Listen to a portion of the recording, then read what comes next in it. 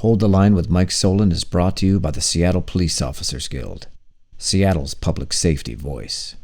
Hey, welcome back to Hold the Line with Mike Solan. Today's special guest is the District of Columbia Metropolitan Police Union Chairman, FOP Lodge 1, Gregg Pemberton.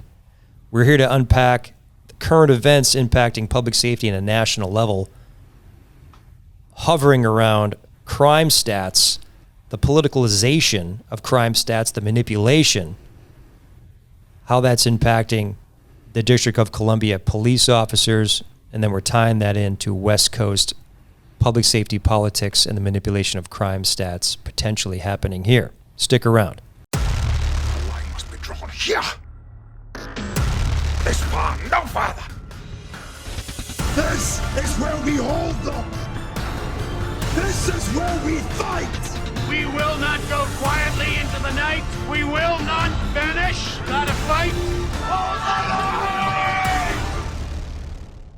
Gregg, welcome back to Hold the Line with Mike Solan, man. It's my pleasure. I've gotten to know you over the years, and I admire your leadership. You are in the forefront of what's occurring in the public safety conversation, particularly with the Trump administration's basically overtaking the District of Columbia Metropolitan Police Department. And, you know, you're representing your members well. And I would just want to say thank you for taking the time out of your busy schedule to talk with me, because it's important how both coasts are aligned when it comes to this public safety conversation and crime stats.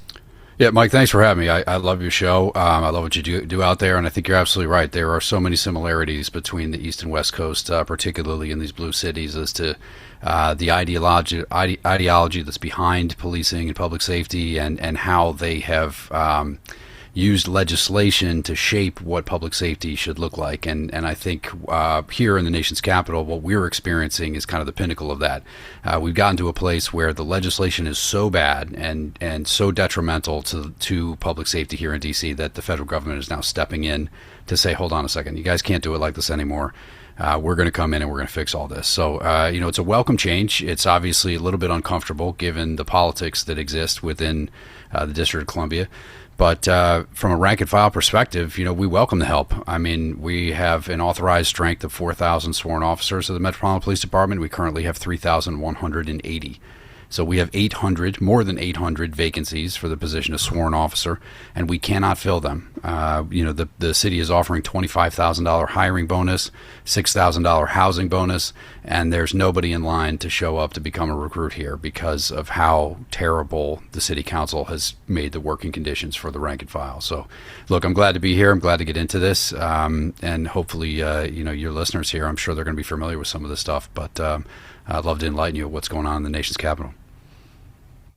Yeah, it seems like the nation's capital, the legislative city council there, is more aligned with what our city council was like in 2020, where there was legislation, ordinances that were passed that were so detrimental to public safety, which just eviscerated public safety here to the point where now, much like what you just described, we don't have enough cops to do the job. I mean, Seattle is almost 1 million people in populace.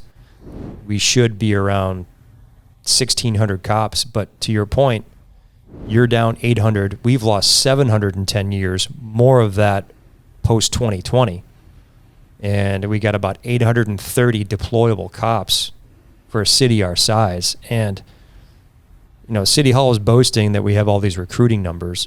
Sure, okay, that's great. We'll support that. But the reality is not enough people are knocking down the door to want to be a cop here. And I think it's probably what you just said, just as bad, if not more, in terms of the District of Columbia enticing quality humans to want to do the job. And that's a pressure point on you, where you just can't have enough cops to fill a uniform and answer 911 calls. And then it's led to this rise in crime that is pretty bad. And your leadership, you're just going right after that city council. Their legislative decisions have put the residents of the District of Columbia in this predicament, which has forced the hand of the Trump administration to be proactive to try to reclaim public safety. And I think remove politics out of the public safety narrative. Just get back to law and order. And that's all cops want to do, is just be cops. But to your point about legislation, it's legislation passed by people that have a political ideological agenda, which their version of criminal justice reform is so bad for just public safety in general that it's led to these mass resignations, retirements, and you guys can't fill enough people. So how do you think the Trump administration's, takeover is going to affect public safety right now? Yeah, forward? well, let's back up a little bit and talk about how we got here, because I think the only way to fix it is to undo what broke it. And so if you go back to 2020, and as you just mentioned, you know, a lot of us like to forget about it, but I think we can all put ourselves back at what June of 2020 looked like. You know, the incident in Minneapolis happened. Every major city in this country was burning down. There were riots, protests. The nation's capital was no exception. And the city council, who has always hated cops and always wanted to destroy cops, they saw an opportunity, and they stood up. There's one guy in particular, Charles Allen, who's our Ward 6 council member. He's the worst of the worst when it comes to cop haters. And he put together a bill, and what he did was he invited every frothy-mouthed, wild-eyed activist who hates cops to come in and put in whatever they want. And he said, look, this is a Christmas tree. We have the momentum. What do we need to put in this bill? And they knew that they could put anything in that bill. They could say everybody's got to go home and drown their cat. As long as it said police reform at the top in June of 2020, it was going to pass with overwhelming citizen support. And so this ended up being like an 80-page bill with 26 subtitles in it, and each one of these subtitles was worse than the next in terms of hamstringing cops, exposing them to liabilities, administrative, civil, even criminal liabilities. Even when they do their job properly and follow the written general orders, they were still going to be exposed to penalties. Then the other half of the bill made sure that it did everything to exalt criminals to the highest level of society so that they were protected no matter what they did, no matter how heinous their crimes were. And so this bill passes with sort of overwhelming, actually unanimously through the city council. One thing that's interesting is our mayor, who's actually been relatively strong on supporting police, and she's pushed back on this. She vetoes the bill, goes back to the council, it's overridden. And that was the beginning of the end of this situation. We had a mass exodus of police officers. We were having a net loss of 300, 250, sometimes over 300 police officers per year, net loss. And now here we are with 3,180, 800 plus vacancies on the police department. And even the officers that are here, the productivity is down because everyone is walking on pins and needles to make sure that they don't violate all of this stuff that exists in here, because all it takes is a complaint, whether that's from a citizen or a manager or the Office of Police Complaints. I'm sure you guys have civilian review out there.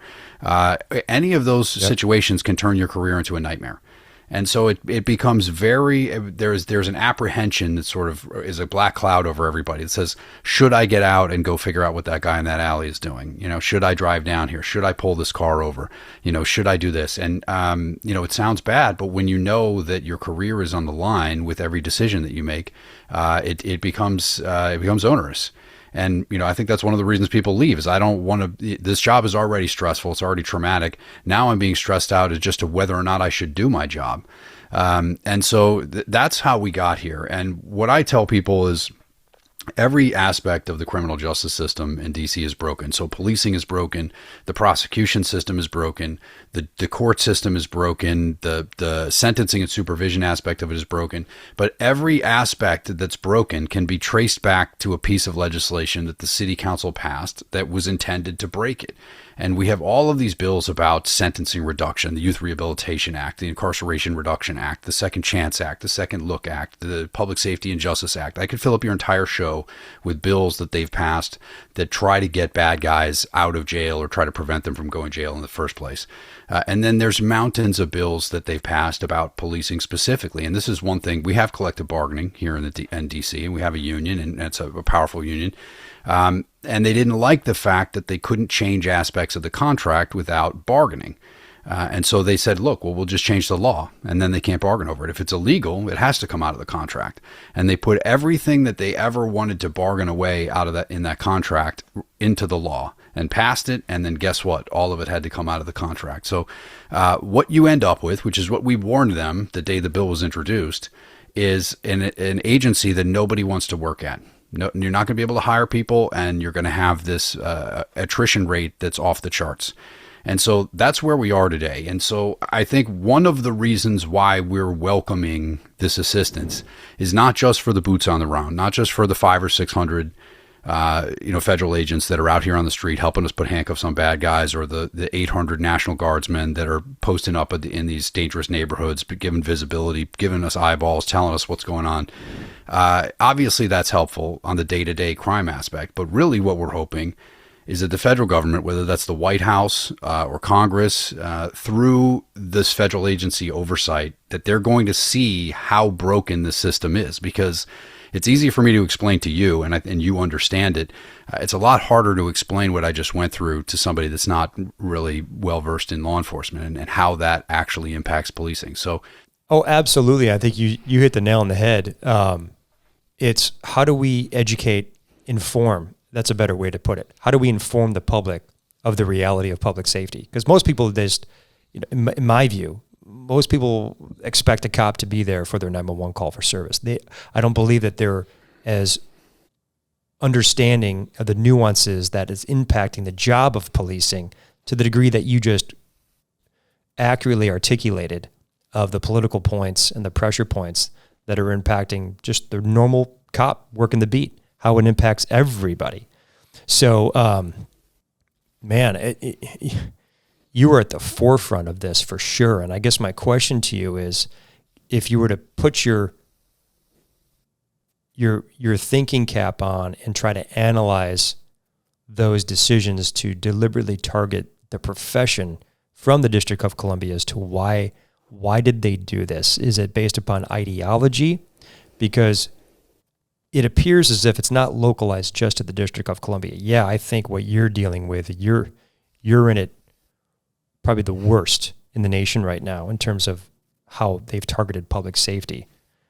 But it's nationwide. It seems to be a political march to really overhaul the criminal justice system and tearing down police departments, and therefore targeting the good men and women that put the uniform on for political purposes, which has led to all this. Is that what you're seeing from, the council there? It's based upon ideology alone and an uninformed, I guess, takeaway on what they view public safety to be? Yeah, I think, again, put yourself back in 2020, but these folks have been subscribing to this ideology since before that. We've seen them, have public safety and law enforcement specific bills that have impacted our ability to do our jobs. Nothing to this extent, but they've been doing this for some time. And I think this all goes back to this ideology that I think we all know is really just a false narrative or a trope, which is that the criminal justice system is inherently racist or is systemically racist. And so therefore the entirety of it needs to be torn down and it needs to be rebuilt. They like to use the word reimagine. And that's where you get these ideas of these social workers and these, ambassadors, community ambassadors that go out. That's where all of these concepts come from. They say, well, we can't have armed cops going to these scenes. They're just going to shoot everybody. And I think that to some extent, they really believe that. They really believe they have subscribed to those ideologies to the extent that they feel it's their job as elected officials to get rid of police departments and to eliminate policing. And you can go back and, we have the receipts. We have the tweets and their social media posts where they said we have to defund the police. There should be 0 police officers on the street. But I think one of the most frustrating things about dealing with this process is that obviously we came out in the beginning and we testified publicly in these hearings and we said, listen, here's what's going to happen if you pass this bill. And we bullet pointed listed exactly what's going to happen. And all of those things came true beyond our wildest expectations. And even as it was unfolding in 2021 and 2022 and 2023, when we really had these wild crime spikes, we were going back to them and saying, listen, here's how you can fix it. Let's find a compromise. We understand that there are things that you want to get done in the police accountability space, but we're not able to do our jobs with the way you did it. So let's try to fix it. And every time we were met with slammed doors and rolled eyes and folded arms and you're the police union. We can't talk to you. Anything you want, we can't do. And there were times where they even went back and doubled down and made some of the language in the bills stronger. And they made amendments to these bills to actually make them more offensive effective than they were originally. And I think that's what's frustrating, is in the face of empirical data that we had the most violent year that we'd had in 30 years in 2023. We had 297 homicides. We had 960 carjackings. Armed robberies and the car thefts were in the thousands. These were numbers that we hadn't seen since the early 90s in the crack epidemic. And going back to them with that data and saying, we cannot do our jobs in this environment, you've got to fix this, and having them say, absolutely not, we're not changing anything, it just becomes frustrating. And then that's when we started going to the Hill. And one thing that your listeners should be aware of is that the District of Columbia is unique in that it's not a state. And it is the seat of the federal government, and all the bills that are passed by the district, the city council in the district, have to be approved by Congress. And so we went to Congress and we said, look, these folks won't talk to us. They won't do anything. They won't fix this. So we need your help here. And we had two congressmen. We had Andrew Clyde and Andrew Garbarino, both put together a bill to disapprove this police reform legislation. We got it through the House Oversight Committee. We got it to a House floor vote. We got a ton of Democrats to support it. It passed the House. It went to the Senate. We had a Senate companion bill. We got, I think, 12 Democrats in the Senate to support the bill. It passed. This was HJ Res 42. And then we said, okay, look, we're going to get rid of this police reform bill. We're doing it through Congress. The bill goes down to then President Biden's desk when he was in the White House, and he vetoes it. So we end up getting stuck with this permanent legislation, and everyone in Congress, at least the majority of both houses, wanted to get rid of this bill. They saw how detrimental it was. And we had Democrats in Congress calling the city council saying, listen, this is too much. You guys have to undo this. And they refused, even in the face of their own party telling them, to take a few steps back. So the frustration that exists in fighting this is overwhelming. And so, again, to go back to my original point, that's one of the main reasons why we're welcoming these folks in here, is because, hey, look, come take a look and see what we're dealing with. Look at this. Look at what's going on here. Look at how hard it is for us to do our jobs. And then take that information back, because we need to fix it. And these folks over here are never going to do it on their own. So that's really what I'm hoping happens with this. That's absolutely. And I think that is the lead story right there. This is why the Trump administration had to come in to restore public order, law and order, because you guys were literally handcuffed from doing your jobs. And I think what you're describing is entirely what's happening in major blue cities across the nation. But I think yours is more diabolical, I would say. You guys are stuck big time. And I think you brought up crime stats. And so with the pressure point of crime spiking in the manner that it did, it appears is that even the crime stats were politically manipulated. And you've got somebody in command that was put on leave because they were caught doing just that, manipulating the crime stats. And so then you got to wonder, man, they're so diabolical that they're going to manipulate the crime stats to hide their horrific decisions legislatively, really impacting public safety to the point where they'll do this. So unpack that for me, because I know you had a supervisor who was a whistleblower who I think successfully sued, and now is at the forefront of the latest conversation with this public safety crime stats drama. Yeah, you're right. And this is, I think, a story that's likely taking place in other cities as we look at this, because 2023 was a violent year for all cities. I think every major city had huge spikes that year, which was really, That's right. The culmination of all of these cities sort of doing a cookie cutter version of what I just described, which is passing all of this anti-police legislation. And I know your city council out there was doing that as well. So what we think is happening is it's happening on both ends, right? So on the front end, when officers go to take a call, they show up on the scene of a crime and they want to take a report, and it's for a robbery or a carjacking or a stabbing, some felony offense.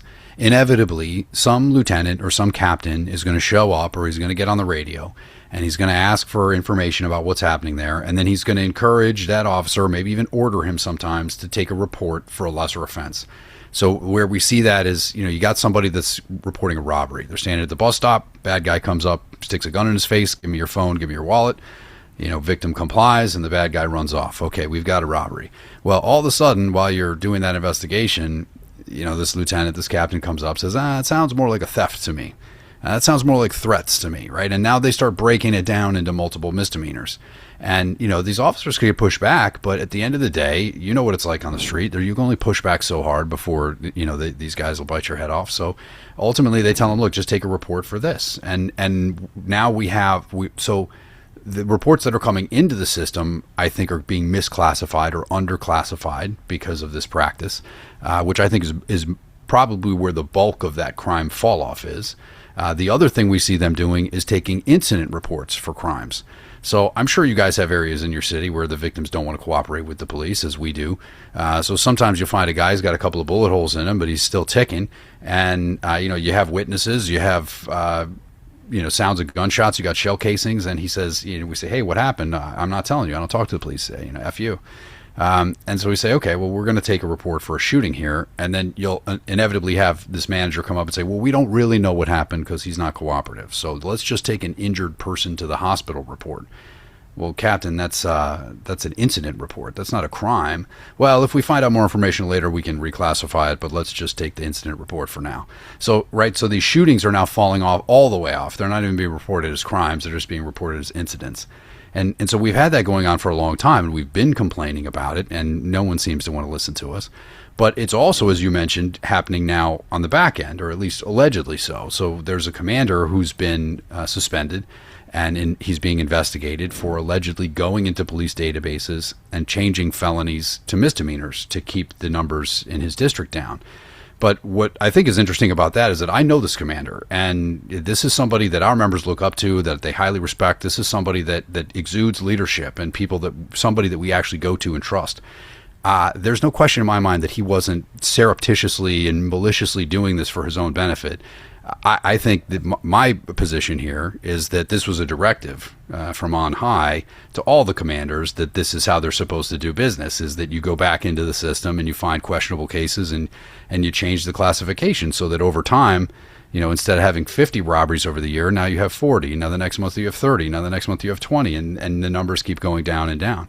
And as you mentioned, there's another supervisor that settled a lawsuit with the city, or the city settled a lawsuit with her after she had reported crimes being reported in a similar fashion. So, look, I think that what's happening in our city, and I have a sneaking suspicion it's happening in other cities, is this sort of cutesy way of reporting crime in an individual basis and then on a broader basis that makes it look like crime is going down. One of the other things that I've seen here is we've seen the story that, crime is at a 30-year low. Crime is at a 30-year low.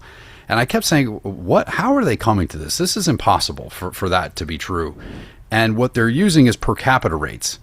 And 30 years ago, there was only 500,000 citizens of the District of Columbia. Today, there's 750,000.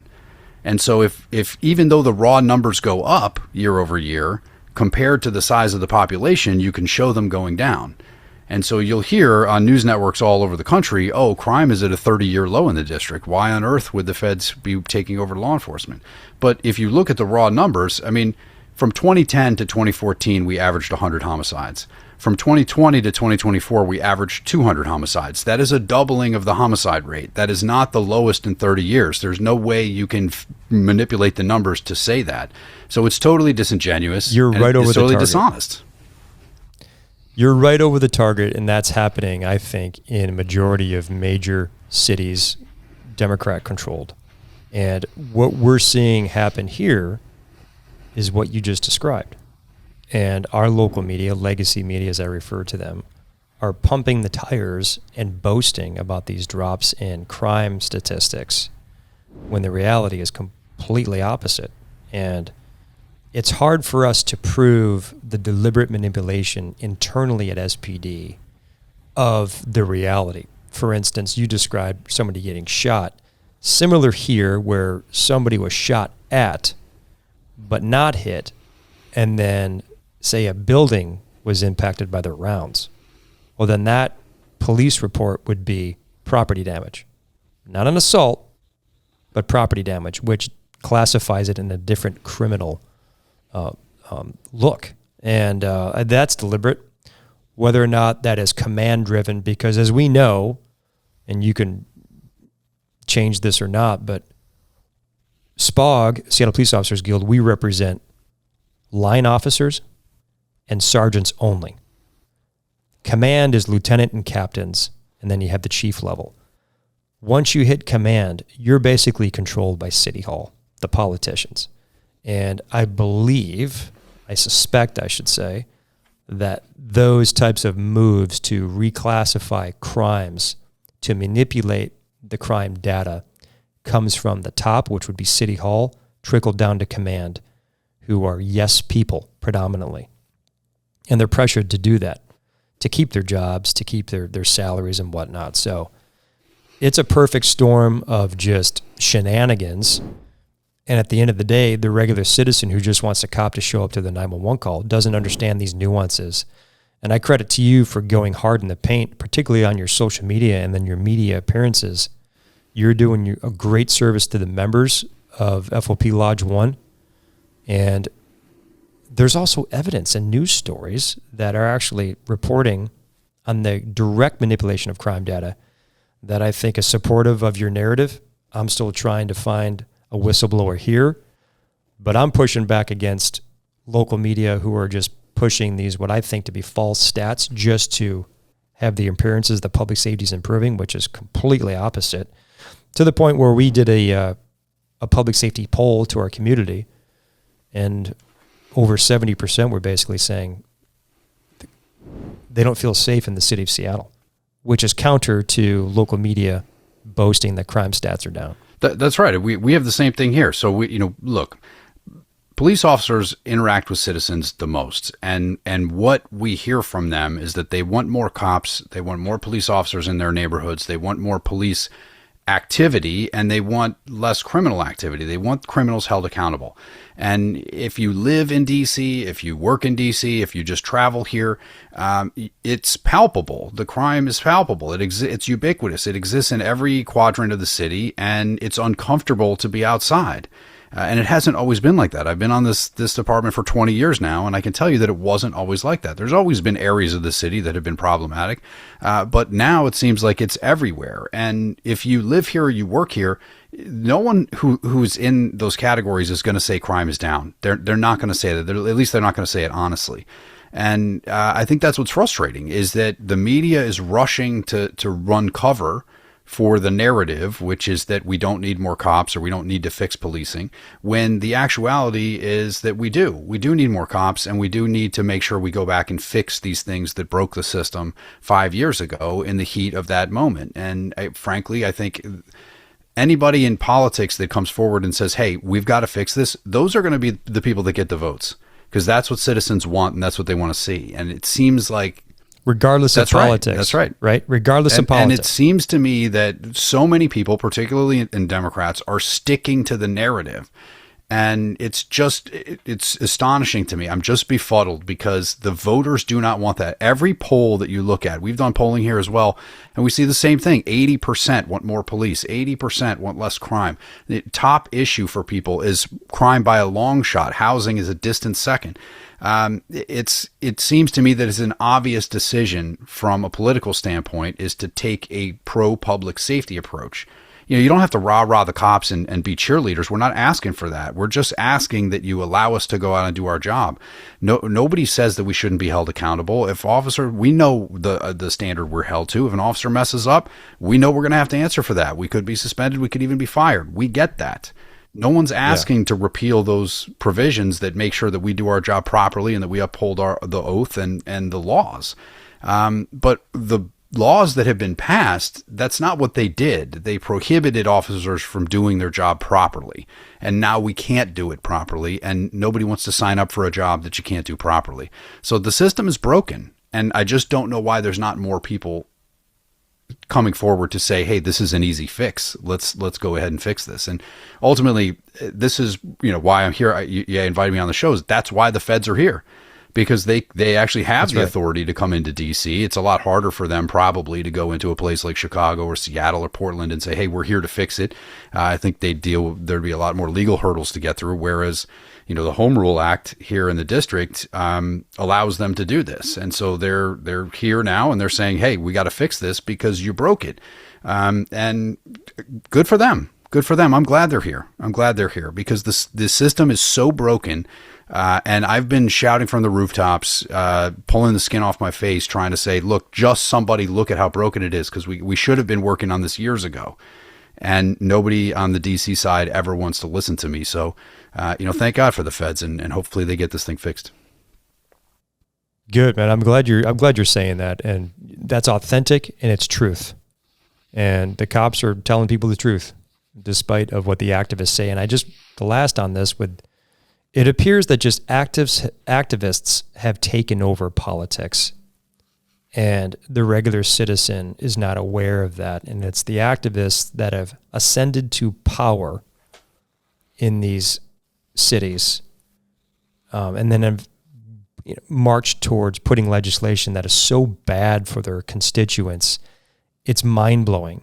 And I'm glad that you're supporting Trump's move. We'll put a link in the description of your latest press release where you're welcoming the Trump administration. And I think your press release was on point and the message was great. And I think lastly for this, what does public safety look like? What's the future of D.C. once the Trump takeover of the District of Columbia Police Department is done? What does it look like? Well, there's two roads there, right? If they come in and they recognize that these laws that I've been, chewing your ear off for the past half hour, if they recognize that those have to go and they find a way to undo those laws or get rid of them, then I think we're off to the races. I think a lot of the people that are eyeballing greener pastures or thinking about early retirement or maybe even just resigning, a lot of those people may change their mind and say, hold on a second, if this is fixed, maybe I do want to spend the rest of my career here in DC. And then I think on the other end, I think the hiring jumps up, right? Because the message will get out that the things that made the police department so bad and so terrible in terms of their working conditions, those have been resolved. And now that is a great place to work because they have all these opportunities for law enforcement. They have all these specialized units. I really can go out and do all the different things that I want to do. I think that the recruitment shoots through the roof. I think that the attrition drops down. I think the people that want to retire early drop down. And all of a sudden we stabilize, start building the department. These guys are going to feel like they can get out of their cars again. They can go put handcuffs on people. They can actually do their job and keep their community safe. No cop wants to be on a department that has, in a city that has this massive crime problems that are totally out of control. Like that, there's a pride factor here, right? Like we want to go out and keep these communities safe. That's why we sign up for this. Nobody gets rich doing this job. You do it because you love it. And I think if we can fix those problems, then I think we can fix the department and in turn make the nation's capital a safe place. If they come here for 30 days or 60 days or whatever it ends up being, and they just pack their bags and go without changing any of this underlying legislation, I think we're going to be back here again in less than a year because we just don't have the cops to do it, and we don't have the ability to get out of our cars and actually interdict crime.